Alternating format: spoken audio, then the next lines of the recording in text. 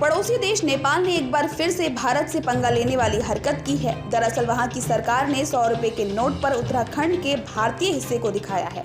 जिस कंपनी को नेपाल ने ठेका दिया है वो एक चीनी कंपनी है, जिसकी वजह से ये विवाद पूरा खड़ा हुआ है।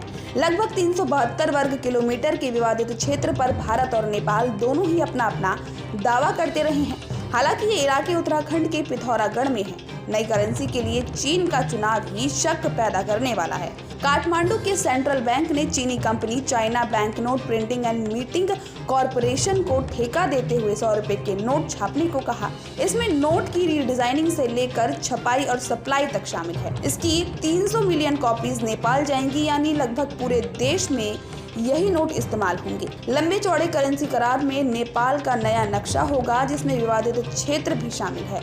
ये फैसला इसी साल मई में पुष्प कमल दहल सरकार के समय लिया गया था।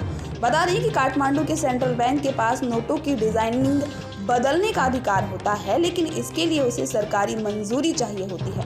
अब सरकार बदलने के बाद भी नोटों को उसी तरह जारी करने की खबर चिंता में डालने वाली है। याद दिला दें कि कोविड के दौरान नेपाल ने नया नक्शा भी जारी किया था, जिसमें उसने लिपुलेख, लिपि सिंधिया और कालापानी को अपने में शामिल बताया था। तब भी भारत ने कड़ा विरोध जताया था। नेपाल और भारत सीमा विवाद 100 साल से भी पुराना है। जब दोनों देशों के बीच सुंगोली संधि पर हस्ताक्षर हुए थे, इस समय भारत पर अंग्रेजों का शासन था। भारत और नेपाल और चीन बॉर्डर से लगे इलाके में एक घाटी है जो नेपाल और भारत में बहने वाली काली नदी का उद्गम भी है। ये क्षेत्र कालापानी भी कहलाता है।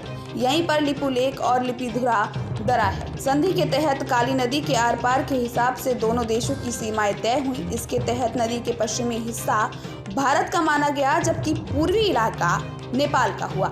यहाँ तक तो ठीक था, लेकिन दोनों देशों के बीच नदी के उद्गम को लेकर भी विवाद रहा।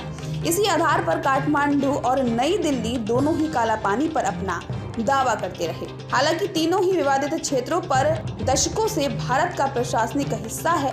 कालापानी, लिपियांधुरा और लिपुलेख तीनों ही इलाके उत्तराखंड के कुमाऊं में पिथौरागढ़ का हिस्सा हैं। यहाँ के लोग भारतीय नागरिक हैं, उनके यही के पहचान पत्र हैं और वे भारत में ही टैक्स भरते रहे। अगर बात करें कि चीन को नेपाल में दखल देने से क्या फायदा होगा, तो गौर करने वाली बात है कि चीन के साथ भारत की सीमा विवाद पहले ही चल रहा है। साथ ही इकोनॉमी के पायदान पर भी दोनों देश एक दूसरे के कॉम्पिटिटर हैं।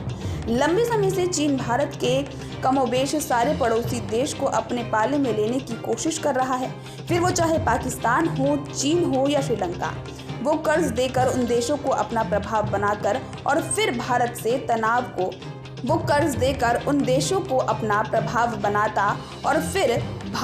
तनाव को हवा देता है। नेपाल के मामले में भी यही अनुमान लगाया जा रहा है। आपको हमारा ये वीडियो कैसा लगा, हमें कमेंट कर जरूर बताएं। देश दुनिया की तमाम और एमपी छत्तीसगढ़ की हर छोटी बड़ी खबर के लिए न्यूज स्टेट चैनल को सब्सक्राइब करना ना भूलें।